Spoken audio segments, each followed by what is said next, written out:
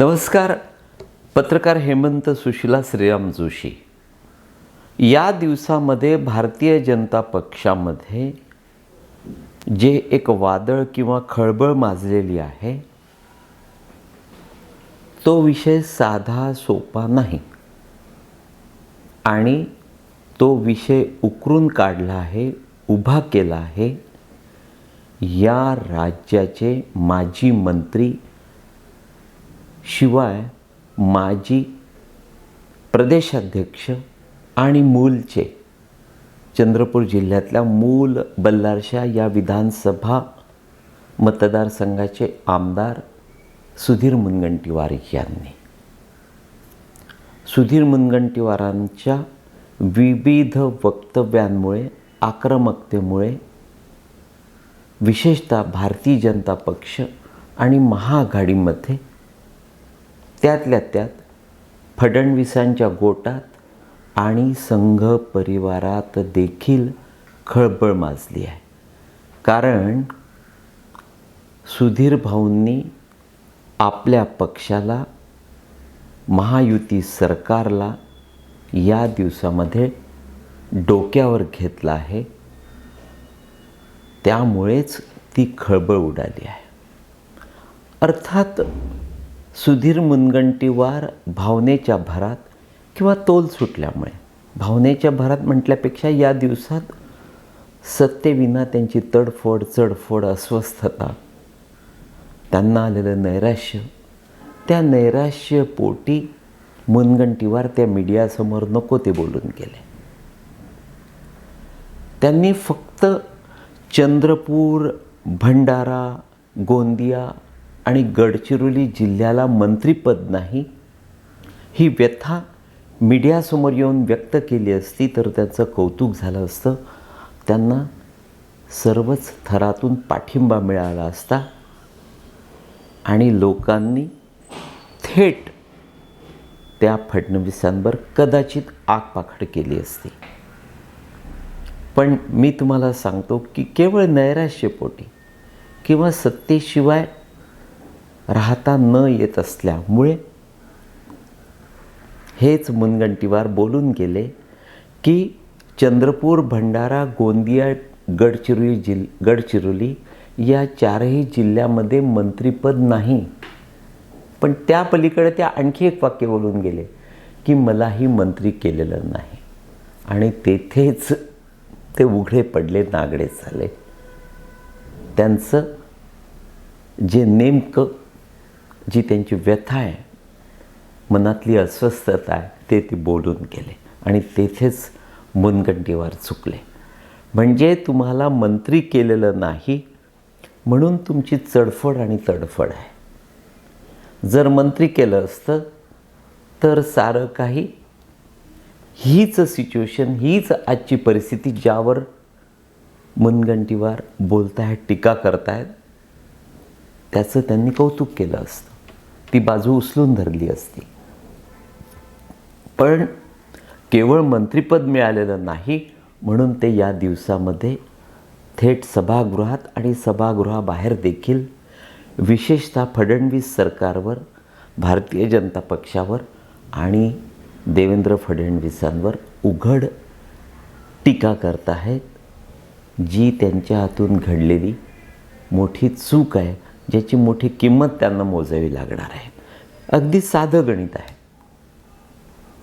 पुन्हा तेच मागल्या व्हिडिओत देखील मी तुम्हाला सांगितलं होतं की ज्या पद्धतीनं या दिवसामध्ये सुधीर मुनगंटीवार भूमिका घेत आहेत, विरोधात वागत आहेत, आपला राग व्यक्त करत आहेत, नैराश्याचं उघड प्रदर्शन करत आहेत, त्यातून त्यांचा एक दिवस 100% एकनाथ खडसे होणार आहे. यापुढे अतिशय वेगानं हालचाली करत आणि 4 पावलं मागे येत मुनगंटीवारांनी शांततेची, सामंजस्याची भूमिका घेत, आपण चुकलो ही भावना जर पक्षश्रेष्ठींकडे व्यक्त केली नाही तर त्याची त्यांना नक्कीच मोठी किंमत मोजावी लागणार आहे.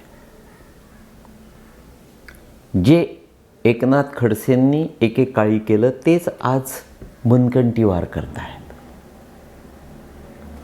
एकनाथ खडसे झुकले नाहीत आणि त्यांची अवस्था राजकारणातून नोव्हेअर या पद्धतीची झाली. मुनगंटीवार नक्कीच राजकीयदृष्ट्या त्यावेळच्या त्या काळच्या एकनाथ खडसेंपेक्षा ताकदवान नाहीत. राजकीयदृष्ट्या राज्याचा नेता म्हणून त्यावेळी एकनाथ खडसेंचा एक स्वतःचा गट होता, मोठी ताकद होती. जळगाव जिल्ह्यात त्यांचा प्रचंड दबदबा होता. तो दबदबा चंद्रपूर जिल्ह्यात मुनगंटीवारांचा नाही. ज्या चंद्रपूर शहरात त्यांचं वास्तव्य आहे त्या चंद्रपूर शहराचे आमदार किशोर जोरगेवार हे तर उघड त्यांच्या विरोधात उभे आहेत.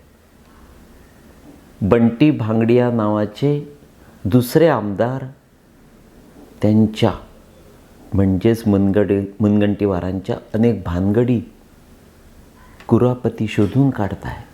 त्यावर चौकशीचा ससेमिरा जे मुनगंटीवार यांचे उजवे डावे हात आहेत त्यांच्या मागे या भांगड्यांनी लावला आहे. भांगडिया मला नाही वाटत सहजासहजी कॉम्प्रोमाइज करतील. किंबहुना त्यांना जर ते ज्यांचं नेतृत्व मानतात त्यांच्याकडून सूचना आल्या तरच मला वाटते की भांगडिया 4 पावलं मागे येतील. अन्यथा भांगडिया बाप बेटे दोघेही नेते, बंटी आमदार आणि कंत्राटदार देखील सहजासहजी माघार घेणार नाहीत. कारण बंटी भांगडिया आणि मुनगंटीवार यांच्यामध्ये गेल्या अनेक वर्षांपासून विस्तव जात नाही. दोघांमध्ये अजिबात पटत नाही. कारण दोघांचे इंटरेस्ट समसमान आहे. दोघांचं टार्गेट विशेषतः आर्थिक बाबतीमध्ये सेम आहे, सारखं आहे. त्यामुळे दोघे एकमेकांचे म्हणाल तर प्रतिस्पर्धी आहेत, म्हणाल तर शत्रू आहेत. आणि नेमका तोच मुद्दा मला सांगायचा आहे की या दिवसामध्ये मुनगंटीवार यांना त्या चंद्रपूर जिल्ह्यात त्यांच्याच पक्षातल्या आमदारांकडनं विरोध होतो आहे.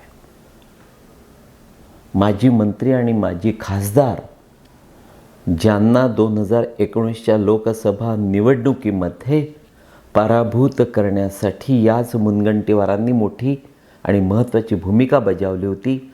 आपल्या मूल बल्लारशा विधानसभा मतदारसंघात भारतीय जनता पक्षाच्या या उमेदवाराला हंसराज अहिर यांना पराभूत करण्यात मोठी ताकद मुनगंटीवार यांनी पणाला लावली होती आणि त्याचा मोठा फायदा दिवंगत बाळू धानोरकर यांना झाला. ते खासदार झाले आणि भारतीय जनता पक्षाचे हंसराज अहिर पराभूत झाले. या पद्धतीचे जे ताकदवान या चंद्रपूर जिल्ह्यातले किंवा या 4ही जिल्ह्यातले मोठे नेते आहेत ते सारेच्या सारे या दिवसामध्ये मुनगंटीवारांच्या विरोधात उभे आहेत. त्यांची साऱ्यांची ताकद एकवटते आहे. अत्यंत आश्चर्य म्हणजे 22 तारखेला 22 डिसेंबरला मुनगंटीवारांनी कर्करोगाचं एक मोठं इस्पितळ त्या चंद्रपुरात सुरू केलं आणि त्याचं उद्घाटन सरसंघचालक मोहनराव भागवत यांच्या हस्ते पार पाडलं. पण हे उद्घाटन होऊ नये म्हणून जाहीर आणि लेखी तक्रार याच भारतीय जनता पक्षाच्या चंद्रपुरातल्या आमदारानं म्हणजे आमदार किशोर जोरगेवार यांनी मुनगंटीवार यांच्या विरोधात केली होती. लेखी पत्र दिलं होतं. पण कुठेतरी फडणवीसांनी आपल्याच पक्षाची बदनामी होऊ नये, उगाच तमाशा होऊन त्याचं एक भांडवल विरोधकांना मिळू नये म्हणून फडणवीसांनी ते सारं प्रकरण तिथल्या तिथे शांत केलं आणि 22 तारखेला अखेर मुनगंटीवारांच्या त्या कर्करोग इस्पितळाचं उद्घाटन भागवतांच्या हस्ते झालं. मुद्दा तोच की मुनगंटीवारांच्या विरोधामध्ये या दिवसात त्या 4ही जिल्ह्यातून थेट चंद्रपूर शहरातून भारतीय जनता पक्षाचे आमदार नेते त्यांना विरोध करत आहेत. आणि मुनगंटीवारांची अस्वस्थता दिसून येते आहे की त्यांना मंत्री केलं नाही म्हणून ते भारतीय जनता पक्ष विशेषतः फडणवीसांवर नाराज आहेत, आगपाखड करत आहेत, सतत त्यांच्या विरोधात बोलण्याचा प्रयत्न करत आहेत.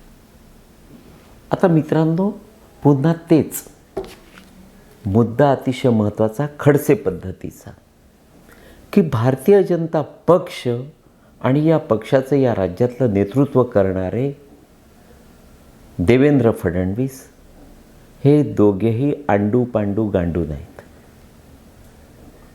त्यांनी जेथे मुनगंटीवारांपेक्षा कितीतरी सामर्थ्यशाली असलेल्या एकेकाळच्या त्या नेत्याला खडसेंना जुमानलं नाही, त्यांना पक्षातून सत्तेतून नोव्हेर केलं, तो भारतीय जनता पक्ष, त्या भारतीय जनता पक्षाचे नेते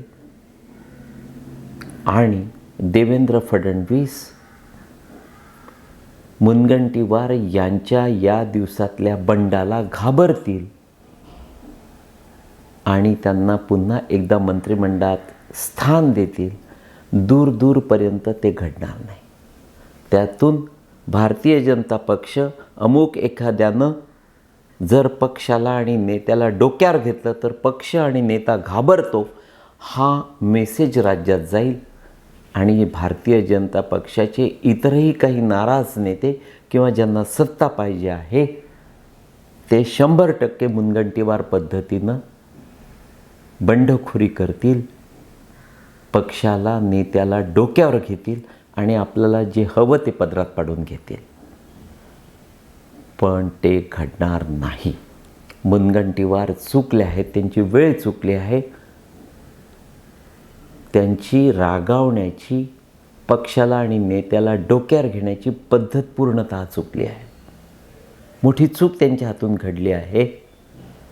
त्यामुळे मला वारंवार या दिवसात भीती वाटते आहे की पुढल्या काही दिवसामध्ये जर मुनगंटीवारांनी सामंजस्याची भूमिका घेत, हो बा मी चुकलो हे कबूल करत जर 4 पावलं मागे घेतले आणि पुन्हा एकदा फडणवीसांजवळ भारतीय जनता पक्षाच्या नेत्यांकडे आणि राज्याच्या या भारतीय जनता पक्षाकडे आपला विश्वास संपादन केला, निर्माण केला, तर काही काळ जाईल, काही दिवस जातील, पण पुन्हा एकदा त्यांना फडणवीस त्या मुख्य रांगेत आणून बसवतील.